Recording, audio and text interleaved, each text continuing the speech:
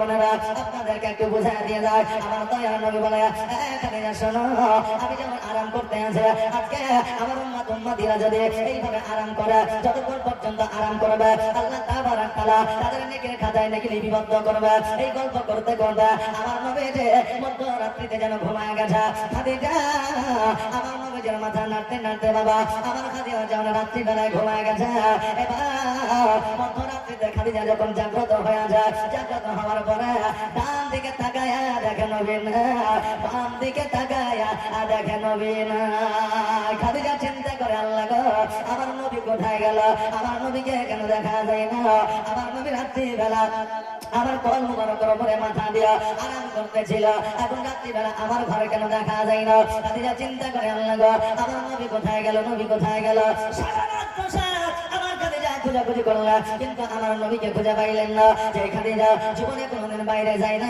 ওই খাদিজা আমার নবীকে খোঁজার জন্য খালি পায়ে চপ্পল না পরে বন জঙ্গলে স্বামীর খোঁজে যেন বার হয়ে যায় খাদিজা ওই রাত্রি বেলায় বাঘের ভয় করলেন না সাপের ভয় করলেন না ভাল্লুকের ভয় করলেন না হাতির ভয় করলেন না জীবন থাকবে কি থাকবে না এই ভয় করলেন না শুধু নবী নবী করে আর বন জঙ্গলে রাত্রি বেলায় ঘরে ধরে বলেন সুবহানাল্লাহ সকাল হয়ে গেল শুনে সাদেকের সময় নবীকে খুঁজে পাইলেন না ওই খাদিজা পথ ধরে রাস্তা ধরে রাত প্রসাদের দিকে আসতে যায় হঠাৎ করে লক্ষ্য করে দেখে যেন আমার নবীজি পাহাড়ের উপরে সিজদায় রত হইয়া ইহা বলে উম্মতি উম্মতি বলে কাঁদে খাদিজা লক্ষ্য করে যখন আপনার দেখলে খাদিজা নিজ থেকে ডাক দিলে আমার নবী শুনতে পাইবে না এই জন্য পাহাড়ের উপরে উঠতে আরম্ভ করলে যেই পাহাড়ে সিঁড়ি ছিল না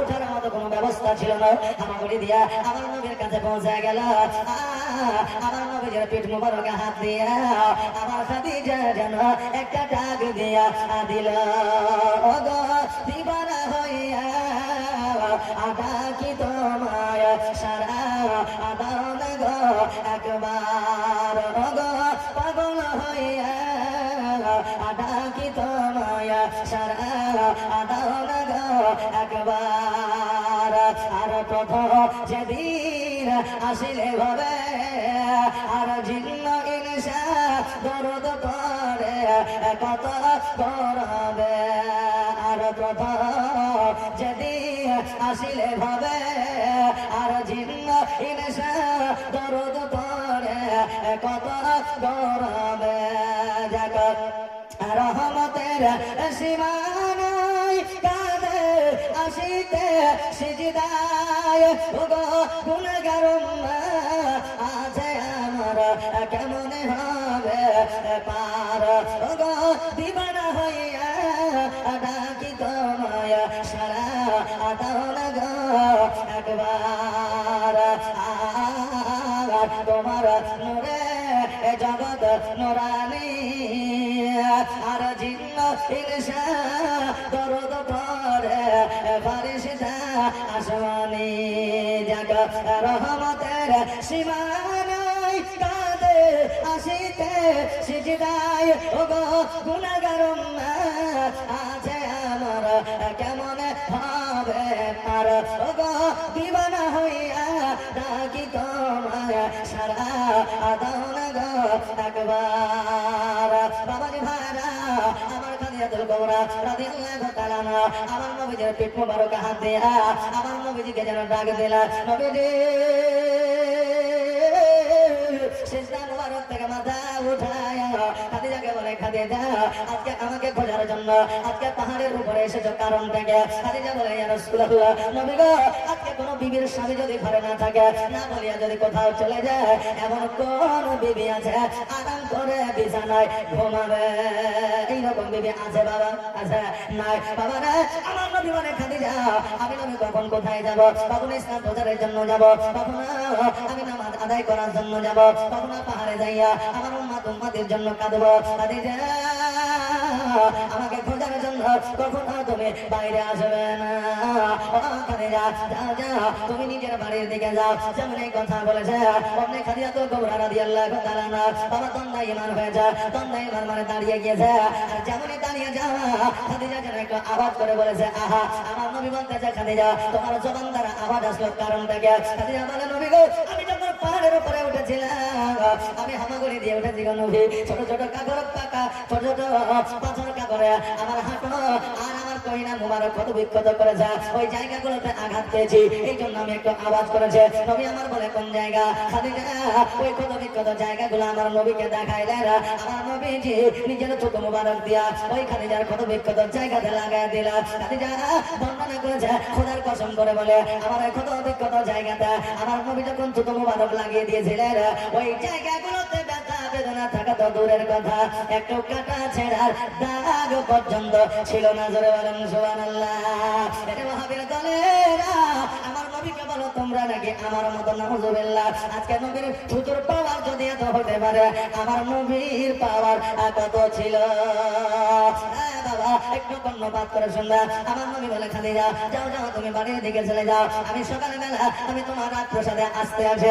আমার নবীজি সকালবেলা ওই পাহাড় থেকে নামিয়ে রাস্তা ধরে আমার খাদিজার বাড়ির দিকে যেন অগ্রসর হয়ে যায়। এখন মক্কা নগরের মানুষেরা বলতে যায়, দেখ রে, যেই নবীর বাড়ি ছিল না, যেই নবীর ঘর ছিল না, যেই নবীর আব্বা নয়, যেই নবীর মা নয়, যেই নবীর দাদা নয়, আজকে ওই নবী আমাদের বাদশাহিনী, আমাদের রানী, আমাদের মহারানী খাদিজাকে বিবাহ করে আজকে এই রাজত্বের মালিকানা নিয়েছে।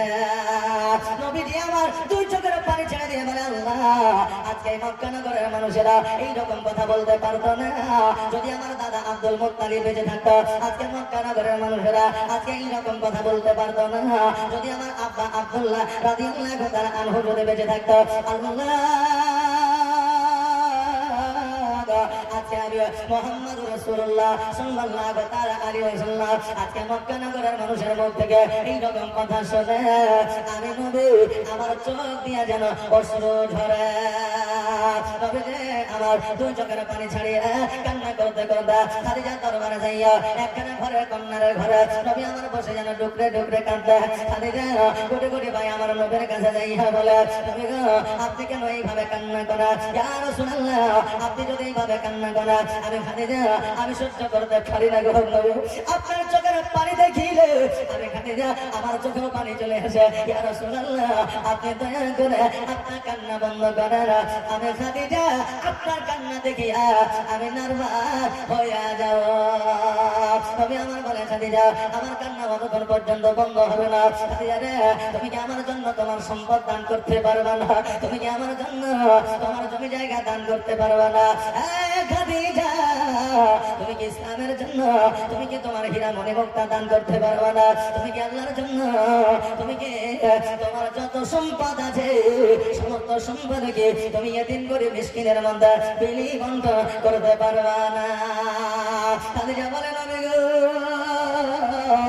আপনার জন্য আমার সয় সম্পত্তি হীরামণি মুক্তা টাকা পয়সা তো দূরের কথা, ইয়া রাসূলুল্লাহ, আপনি যদি একবার বলেন আমি খাদিজা আমার নিজের শরীরের চামড়া ছিলিয়া আপনার পায়ের তলে বিছাইয়া দিব। জোরে বলেন সুবহানাল্লাহ। আরে মা, আজকে খাদিজা আমার নবীকে কত ভালোবেসেছিলেন একবার দেখা।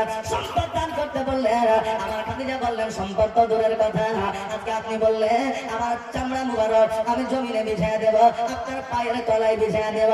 এ কেমন বিবি ছিলে? আর আজকে আমাদের বিবিদের এক মাসের লক্ষ্মী ভান্ডারের টাকা খরচ করে দিলে এক সপ্তাহ কথা বলে না। আজকে আমাদের বিবির দিকে একবার দেখেন। আরে আজকে এই বিবিরা সুন্দর করে সাজগোজ করে রাস্তায় বেরোলে, মেলায় বেরোলে, জলসায় বেরোলে, কিন্তু সাজগোজ করা স্বামীর জন্য প্রযোজ্য, সাজগোজ করা স্বামীর জন্য যায়। আজকে স্বামীর বাড়িতে যতক্ষণ থাকে হাতে কালি, মুখে কালি, কপালে কালি, আর বাইরে যখন বের হয় তখন লিপস্টিক লাগাইয়া মাস্কারা বসাইয়া মেকআপ করিয়া সুন্দর হইয়া রাস্তার বাইরে চলে। আরে বাবা, আজকে আমাদের যুবতী বোনেদের কি বলবো, আজকে বৃদ্ধা বয়সে মা বোনেরাও এখন সুন্দর করে সেজে গুজে রাস্তায় চলে। এই জন্য বাবা যারা অভিভাবক আছে তাদের ব্যবহার চরিত্র যদি সুন্দর হয়, একটা পরিবারের সন্তানদের চরিত্র ব্যবহার সুন্দর হইবে। জোরে বলেন সুবহানাল্লাহ। আমার মায়েরা, এই জন্য আপনাদের বলবো, যেটা শরীয়তে নিষিদ্ধ আছে মাদ্রাসা করে যা শিক্ষা অর্জন করার জন্য এইখান থেকে শিক্ষা নিয়ে নেবে। এখান থেকে শিক্ষা নিলে এই পারো মঙ্গল হবে, পরপার মঙ্গল হবে। আমার মায়েরা, এ কেমন খাদিজা রাদিয়াল্লাহু তাআলা আনহা ছিলেন, আর আজকে আমরা মুসলমান ঘরে মা বোনেরা এদের কেমন ব্যবহার চরিত্র একবার দেখেন। এখন তো বর্তমানে আর 60 বছর বুড়া নানি লিপস্টিক কি লাগাই, এই যে এখন চলছে না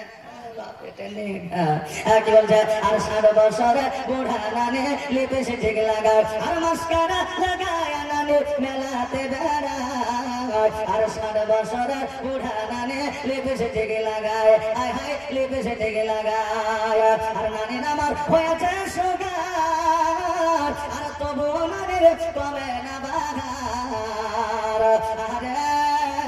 এইরকম জীবনযাপন যদি আপনি করেন, হারাম লিপস্টিক লাগার কারণে কবরে এমন ভাবে ডান দিকের মাটি বাম দিকের মাটি আপনাকে চাপ দেবে, আপনার হাড় হাড্ডিগুলা কাটার মতো পেশাই করে দেবে, আপনি সহ্য করতে বাবা পারবেন না।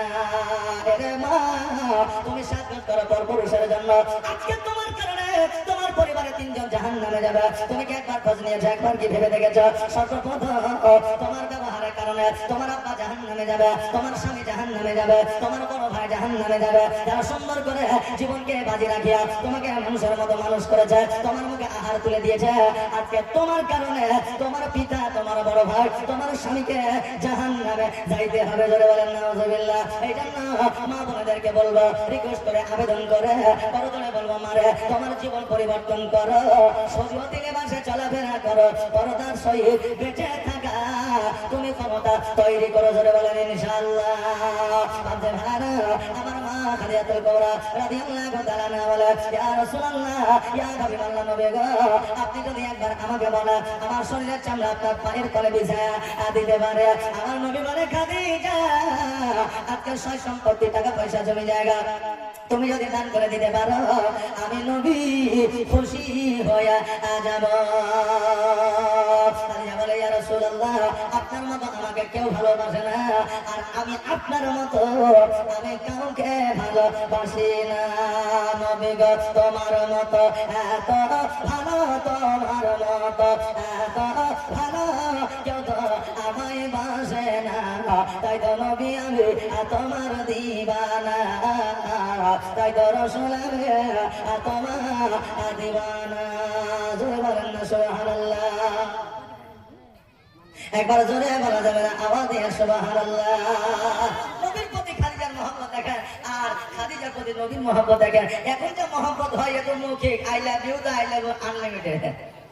এখন মৌখিক মহব্বত, আমাদের আন্তরিক অন্তরের দিক থেকে মহব্বত আমাদের নাই। এখন কিভাবে যে নাম করবে না বদনাম করবে এমন একটা কথা বলবে আপনি নিজেও জানতে পারবেন না। যে এরকম কথা এখন বর্তমানে মানুষ উঠেছে না উঠে না। এক জামাই গেছে শ্বশুর বাড়ি, এখন শ্বশুর বাড়িতে যাই, হ্যাঁ বলছে শাশুড়ি আর থাকবো না, বাড়ি যাবো। তো বলছে না বেটা একটু কিছু খাইয়া যাও। তো বলছে যখন বলছেন তখন দেন। এবার খাবার দিয়েছে, তো জামাইকে কি আর গোস্ত ছাড়া ভাত দেওয়া যায়?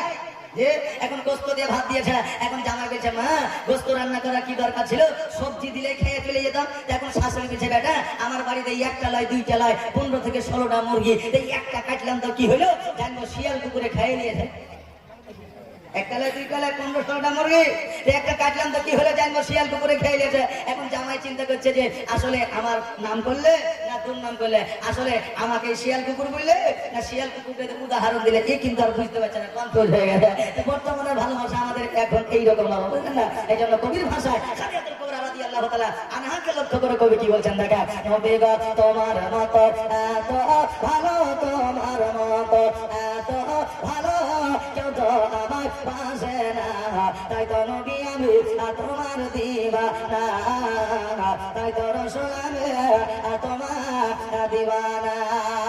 ও কি শুনেছি কিতাবের লেখা, নবী ছাড়া আমার জীবন ফাঁকা নবীজিকে ভালো না বাসিলে নবীজিকে ভালো না বাসিলে ওই আল্লাহ পাওয়া যাবে না তাই তো নবী আমি তোমার দিবানা বাবাজি ভাইরা আমার খালিয়াতুল কুবরা রাদিয়াল্লাহু তাআলা আনহা বলে ইয়া রাসূলুল্লাহ আপনার কথা মোতাবেক আমার যত সম্পত্তি টাকা পয়সা হীরা মণি মুক্তা যায় আমি সব কিছু ফকির মিসকিন এতিমের জন্য মাদ্রাসা মসজিদে আমি খাদিজা দান করে দিলাম জোরে বলেন সুবহানাল্লাহ সব কিছু দান করে দিয়া একটা খেজুর পাতার ছাউনিতে আমার নবীজি খাদিজাকে লইয়া বসবাস বাবা শুরু করে দিলেন জোরে বলেন সুবহানাল্লাহ দানি হইলে এইরকম দানি হইতে হবে যে দানি করলে আমার নবী খুশি হবে আমার আল্লাহ খুশি হবে জোরে বলেন সুবহানাল্লাহ